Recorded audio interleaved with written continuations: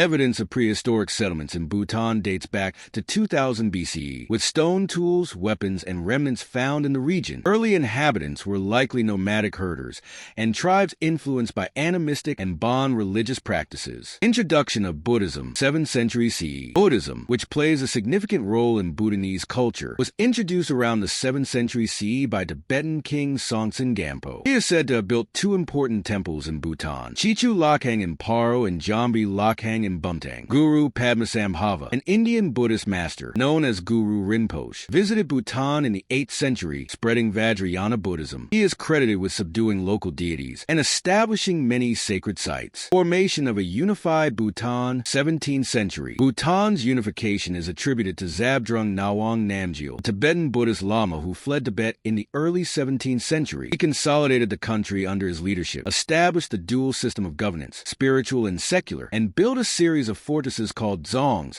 which served as administrative and religious centers. He also defended Bhutan from Tibetan invasions and laid the foundation of Bhutan's national identity. Isolation and stability, 17th to 19th century. Bhutan remained largely isolated during this period to preserve its culture and independence. Internal strife occasionally erupted between regional rulers, but the central authority, based in the dzongs, maintained relative stability. British influence and treaty, 19th century. The British East India Company interacted with Bhutan during the 18th and 19th centuries, mainly over trade routes and territorial disputes. The Duar War, 1864 to 1865, resulted in Bhutan losing its southern territories, the Duars, to British India under the Treaty of Sinchula. Bhutan received an annual subsidy in return. Emergence of the monarchy, 1907. Bhutan became a monarchy in 1907 with the coronation of Ugin Wangchuk as the first king of Bhutan. The monarchy replaced the theocratic dual system. Ugin Wangchuk established friendly ties with the British and maintained Bhutan's independence during a time of regional upheaval. Modern era and relations with India, 20th century. After India gained independence in 1947, Bhutan maintained close relations with its southern neighbor, signing the Indo-Bhutan Treaty of 1949, which ensured non-interference in Bhutan's internal affairs while allowing India to guide its foreign policy. The construction of roads and modernization began in the 1960s under King Jigme Dorji Wangchuk, the father of modern Bhutan. Gross national happiness and constitutional monarchy. In 2008, Bhutan transitioned from an absolute monarchy